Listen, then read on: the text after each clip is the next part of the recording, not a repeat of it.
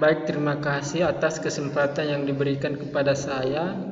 Perkenalkan, nama saya Ardianus Bernardus Pria. Saya mewakili teman-teman kelompok kami untuk membuat video presentasi. Nama-nama kelompok sudah disertakan. Mata kuliah Sosiologi Ekonomi, materi tentang pemikiran-pemikiran Karl Marx. Pembahasan, siapakah Karl Marx? Karl Heinrich Marx lahir di kota Trier di distrik Moselle, Prusian Rhineland, Jerman pada tanggal 5 Mei 1918. Dilihat dari silsilah keluarga, Marx termasuk keturunan Rabi Yahudi dari garis keturunan ibunya yang bernama Henrietta. Ayahnya bernama Heinrich, seorang pengacara sukses dan terhormat di Trier. Marx dan keluarganya penganut Kristen Protestan. Kepribadian Marx sangat berbeda dengan ayahnya. Marx memiliki bakat intelektual tetapi keras kepala, kasar, agak liar dan jarang mengedepankan perasaan. Pada usia 18 tahun, sesudah mempelajari hukum selama 1 tahun di Universitas Bonn, Marx pindah ke Universitas Berlin. Di Universitas Berlin, Marx berkenalan dengan pemikiran-pemikiran Hegel. Meskipun pada waktu itu Hegel telah meninggal, tetapi semangat dan filsafat yang diwariskannya masih diminati dan menguasai pemikiran filsafat dan sosial di Eropa.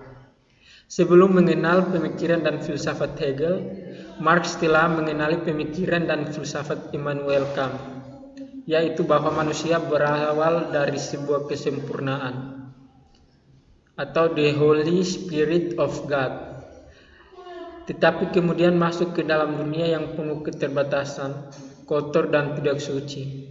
Hingga tahun 1844, Marx sangat dipengaruhi oleh pemikiran Hegel yang mengasumsikan segala sesuatu di dunia atau di masyarakat memiliki kontradiksinya, yang kemudian kontradiksi itu akan menghasilkan sistensi, sehingga segala sesuatu yang ada selalu akan mengalami dialektika. Namun setelah itu Marx berubah karena menganggap apa yang dipikirkan Immanuel Kant dan Hegel sangat idealis sehingga sulit diwujudkan. Dasar pemikiran Marx tentang sosialisme. Dasar pemikirannya itu dirumuskan sebagai berikut. Yang pertama, bagaimana membebaskan manusia dari penindasan sistem politik reaksioner. Yang kedua, bagaimana menghilangkan keterasingan manusia atas dirinya sendiri. Marx berkesimpulan bahwa keterasingan paling dasar adalah proses pekerjaan manusia, tetapi sistem kapitalis menjungkir balikan makna pekerjaan menjadi sarana eksploitasi. Yang ketiga, akibat penguasaan atas diri manusia yang membentuk kelas penguasa atau pemilik dan kelas yang tereksploitasi atau pekerja, maka manusia hanya dapat dibebaskan apabila memiliki pribadi atas alat-alat produksi dihapus melalui revolusi kaum buruh. Dan yang terakhir atau yang keempat, pemusatan pada hak-hak pribadi haruslah dihapuskan.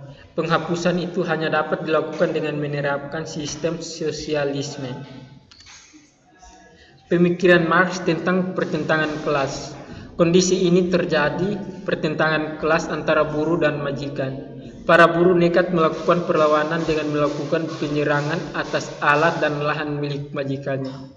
Bagaimana situasi seperti ini akan memicu perlawanan dari pihak pemilik tanah dan usaha, sehingga terjadi benturan keras antara kedua pihak itu.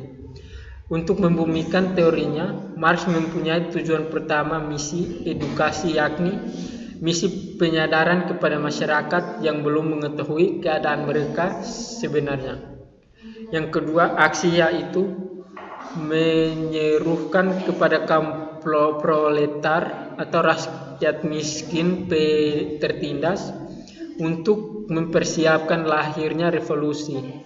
Kenyataannya pemikiran Marx ini sangat cepat menjalar di pelosok dunia, di mana kaum proletar harus melakukan perlawanan terhadap kapitalisme yang menguasai tanah-tanah mereka. Pemikiran Marx tentang materialisme historis. Marx bukanlah satu-satu orang yang menggentengkan konsep pembagian dan pertentangan kelas. Walaupun harus diakui bahwa konsep pertentangan kelas pertama kali lahir dari pemikiran Marx, yakni ketika Marx menjelaskan hubungan pembagian kelas sosial dengan beberapa tahap perkembangan ekonomi dan meramalkan masa depan pertentangan kelas ini akan bermuara kepada satu revolusi dan hilangnya kelas-kelas sosial tadi. Hegel dalam beberapa pemikirannya juga telah menyinggung bahwa segala sesuatu yang bersifat material adalah sekunder, sedangkan realitas sebenarnya adalah roh absolut atau ide absolut yang dalam ajaran agama disebut Tuhan.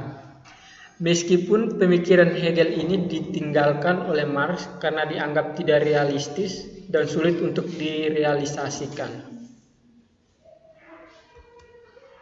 Pandangan Marx tentang kapitalisme.